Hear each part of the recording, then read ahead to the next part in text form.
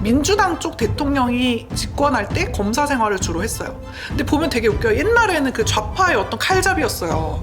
그러다가 지금은 우파의 어떤 엄청난 존재로 지금 부각이 되고 있는데, 이러한 측면도 자기 편을 엄청 지키고 비호하려고 하는 이 사람의 어떤 행동적인 측면들이 많이 나타나는 것들이 있는 것 같다. 안녕하세요. 마음을 밝히는 언니 정신과 의사 유혜지입니다. 지난 12월 초에 우리나라에 정말 충격적인 계엄 선포 사태가 있었죠. 그래서 방송으로 이것들이 이제 방영이 되면서 전 국민적으로 크게 충격을 받고, 사실 저도 그 방영되는 영상을 보고 많이 놀랐습니다. 도대체 이 윤석열이라는 사람은 어떤 사람인가? 무슨 생각을 하는 거야? 어떤 감정을 가지고 이런 짓을 한 거지? 이런 부분에 대해서 좀 정신과적인 관점을 좀 곁들여서 이해를 해보면 좋을 것 같아서 이번 영상을 준비해봤습니다. 또 이분이 좀 맺는 관계를 볼 때 사실은 이 김건희 여사와의 관계를 뺄 수가 없겠죠. 이 김건희 여사와의 관계에 있어서도 좀 최대한 어떤 좀 음모론이나 찌라시 같은 것들을 좀 배제하고 본인들이 얘기한 내용들에 좀 기반해서 좀 살펴보려고 했는데요. 이건 이제 나무위키에 나온 건데, ENFJ는 맹목적인 사랑을 하는 타입이다. 연인에게 감정을 100% 쏟아붓고 함께할 미래를 생각한다. 상대방의 감정을 확인하고 대화가 잘 통하는 사람을 좋아한다. 좀 이런 거 보면은 일견 맞는 부분도 있는 것 같아요. 그리고 김건희 여사가 이제 뭐 녹취록에서 우리 남편에 대해서 좀 언급한 부분인데요. 이거는 이제 실제로 녹취록에 나온 부분입니다. 그래서 우리 남편 바보예요. 내가 다 챙겨줘야지 뭐라도 할 수 있는 사람이죠. 저 사람 완전 바보다. 이런 식으로 얘기를 해서 이걸 가지고 이제 사람들이 윤석열이 김건희한테 조종을 당하고 있다라는 약간 어떻게 보면 음모론, 좀 비난을 많이 합니다. 근데 그 이후에 또 윤석열 대통령이 나와서 이제 해명을 했죠. 그냥 아내로서 조언을 받은 거지 내가 이 사람한테 막 휘둘리고 그렇지 않는다라고 얘기를 했는데요. 저도 그럴 거라고 생각을 합니다. 근데 조금 보면 맹목적으로 아내를 사랑하기 때문에 그 아내의 의견을 이렇게 되게 무비판적으로 수용할 수 있는 가능성도 있지 않을까라는 생각을 합니다. 제가 보면은 이거는 이제 가짜 뉴스거든요. 실제로 녹취록에 없는 내용인데 뭐 국회의원도 인용하고 하면서 마치 실제처럼 이제 퍼진 내용이라고 합니다. 멍청해도 얘가 말을 잘 들으니까 내가 데리고 살지 이런 얘기를 했다라는, 이제 이거는 가짜 뉴스예요, 여러분. 근데 제가 보면 이게 사람들이 약간 이제 윤석열이랑 김건희를 보면 이런 생각을 하니까 이런 가짜 뉴스가 마치 사실인 것처럼 퍼지지 않나라는 생각을 해봅니다. 근데 이거는 가짜 뉴스고, 이제 실제로 김건희 씨가 얘기한 거는 내가 이 사람 많이 챙겨줘야 된다. 이 사람 바보예요. 잘 몰라요. 이렇게 얘기를 하는데, 이 바보라고 표현한 거는 진짜 바보라기보다는 내향적인 사고가 좀 떨어져요. 어떤 상황에 대해서 여러 가지 관점으로 사고하고 이런 능력이 좀 떨어져서 어떤 자기 관점에만 좀 매몰돼서 상황을 보고 판단하는 측면이 있어서, 좀 그런 측면에서 좀 김건희 여사가 여러 가지 관점도 보여주고 조언도 해주고 이런 역할들을 하지 않았을까라는 생각을 합니다. 그리고 이것저것 좀 챙겨주고 이런 거는 뭐 아내로서 많이 하는 부분 아니겠어요? 이거는 그냥 짤인데요. 여러분 이거 다 보셨나요? 나는 사랑 때문에 뭐뭐까지 해봤다.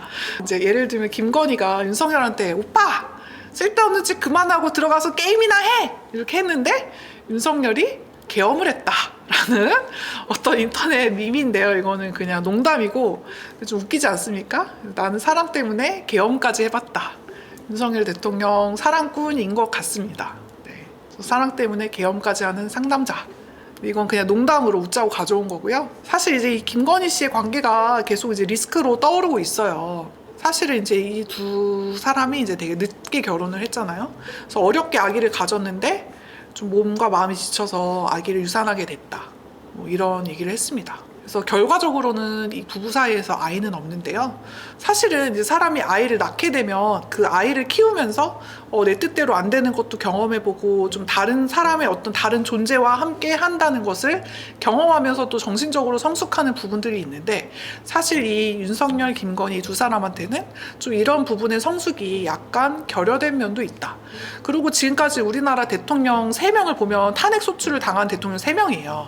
그래서 노무현, 박근혜, 윤석열인데, 근데 이게 보면 이 두 사람의 공통점이 뭐냐면 박근혜 대통령도 미혼이고요.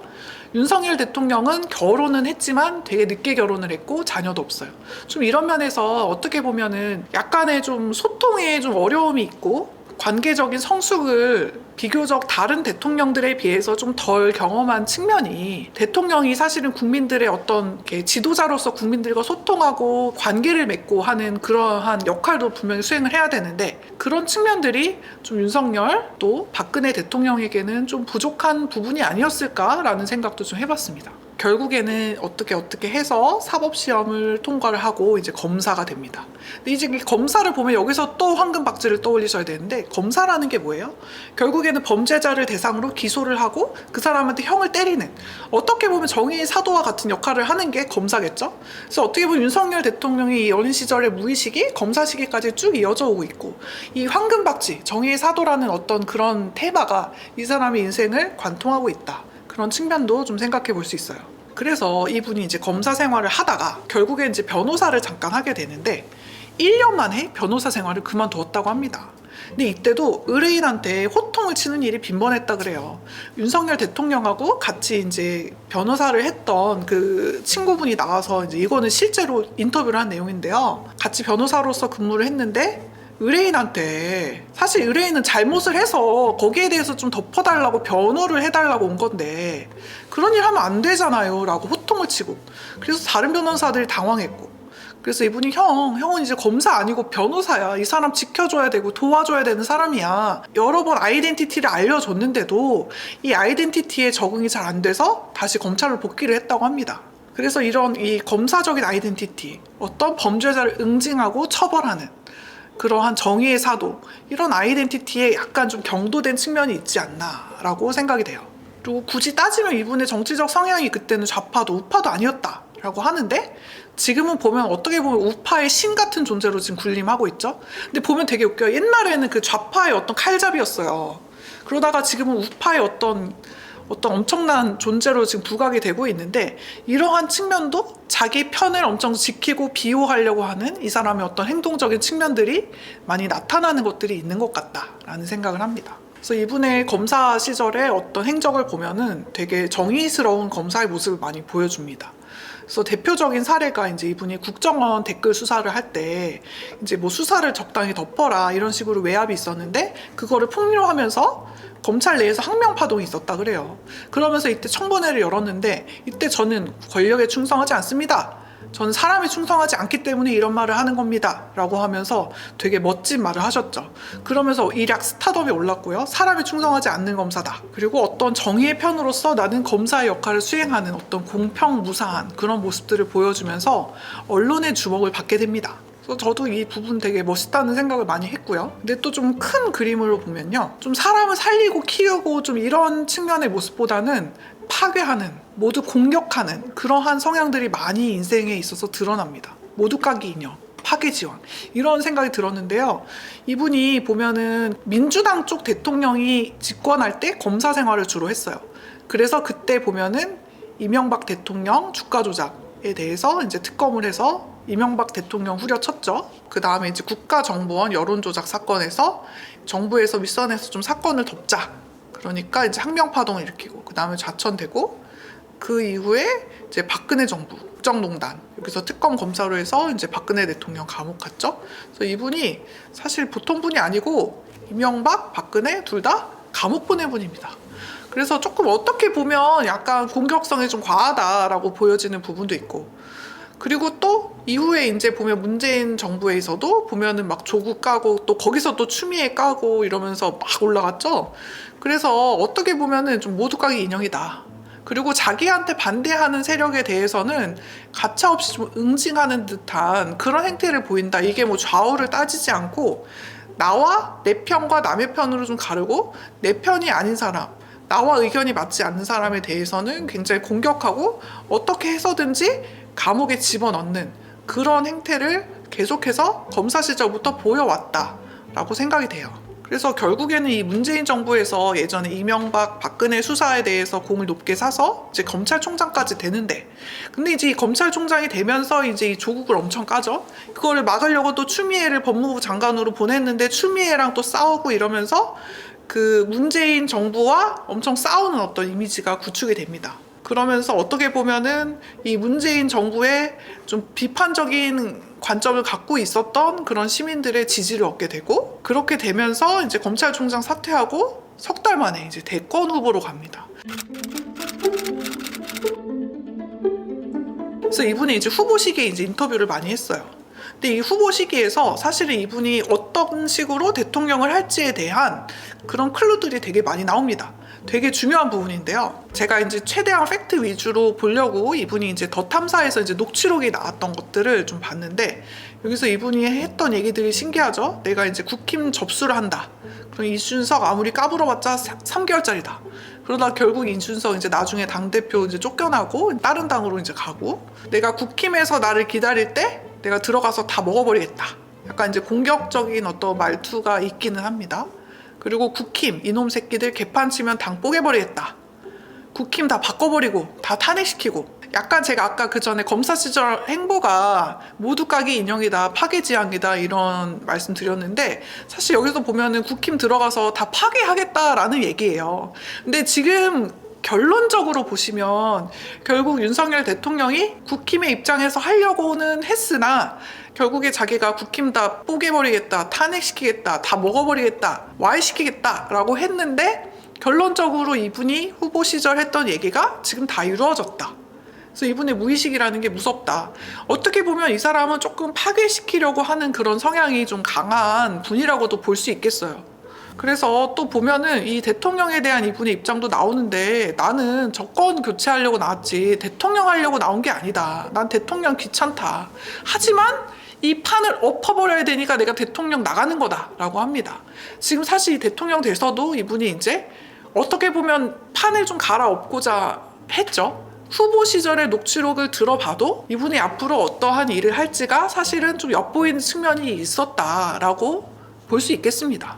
그리고 저는 좀 이 부분은 약간 문제라는 생각을 하는데, 이분이 이제 대통령 때 이제 토론회 때 나와서 손에 이제 왕자를 그리고 나간 게 이제 되게 문제가 됐죠. 여기 보면 손에 왕자가 있습니다.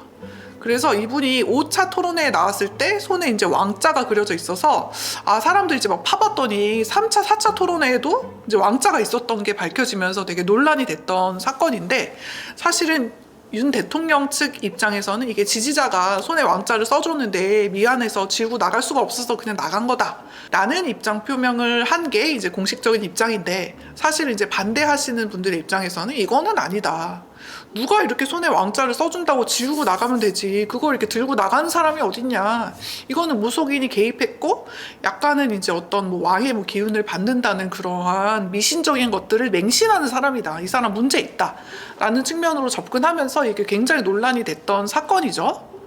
그리고 또 제가 보니까 뭐 5차 토론하기 전에 윤 후보의 왼손에는 아무런 글씨가 없었다라는 말도 있어요. 그래서 알 수 없습니다. 하지만 조금 우려가 되는 부분이 아닐까라는 생각을 합니다. 근데 사실 뭐 김건희 씨는 이런 얘기에 대해서 무속인이 하면 차라리 부적을 써주지 누가 손에다 이렇게 그려주는 무속인이 어딨냐라는 얘기를 합니다. 뭐 이런 얘기 들어보면 일견 뭐 타당성 있는 말이기도 한데, 사실은 결국에는 왕자가 써있긴 써있었잖아요. 결과론적으로는. 그거를 3번을 하고 나왔다라는 거는 너무 무속적인 거에 몰입하고 있는 측면이 있지 않나라는 우려가 되는 부분이기도 합니다.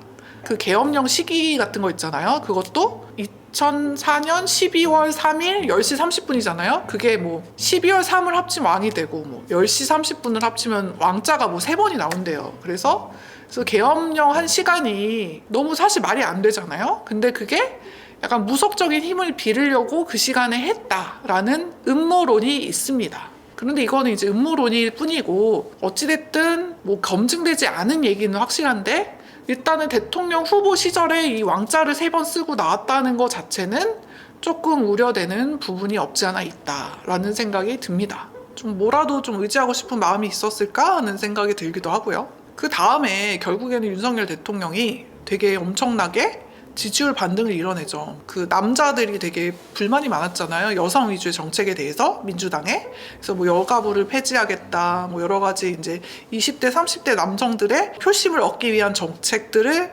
적극적으로 펴면서 이제 지지율이 반등되고 결국에 이제 대통령이 됩니다. 근데 그 다음 이제 대통령 시기에 대해서는 이제 다음 영상에서 더 다뤄볼 건데요. 이제 좀 다음 시간에 다루려고 하는 내용들 미리 조금 설명드리면 대통령실을 이제 청와대에서 용산으로 이전하면서 이제 파격적인 행보를 보이는 부분들, 또 처음에는 소통하는 대통령이 되겠다고 하면서 도어 스태핑을 하다가 그거를 갑자기 그만뒀어요. 그리고 또 되게 유명한 거죠. 윤석열과 한동훈의 갈등.